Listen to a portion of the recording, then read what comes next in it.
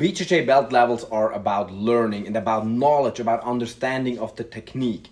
That is very true, and to me, that is one of the biggest advantages of BJJ and of judo training over, let's say, more competition-oriented martial arts. To me, one of the biggest downsides of wrestling and boxing is that you have no measure of how good you are other than your competitive level. And the biggest problem with that is that your competitive level starts to drop after a certain age. So most people drop out of wrestling and boxing at the time that they would become most valuable for the next generation. So in wrestling and boxing, like, you get better, more experienced, and then you reach your peak, your zenith, I don't know how to say in English, and then you start to drop, right? And then you have to make a decision. Either you become a coach right then and there, or you drop out forever. So most people drop out forever. And that's sad. In judo and in jiu-jitsu, that's different. That's different. Like, you see so many 60, 70-year-old guys still training judo. You don't see that in wrestling. It's very rare. You don't see that in boxing.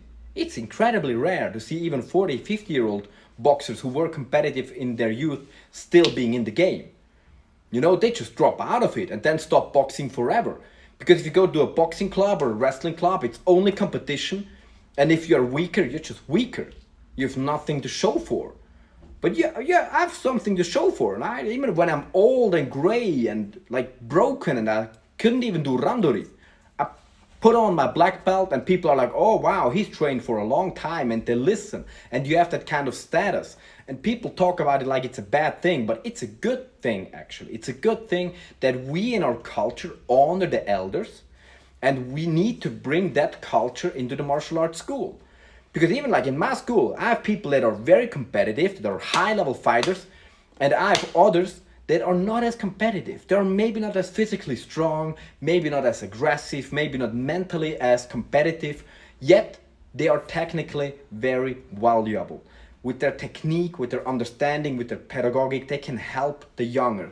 And even if you, after a year or two, you can like fold them like laundry, but you won't.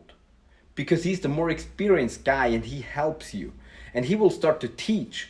And it doesn't matter that other people are stronger than him or her, but they have the rank to show for.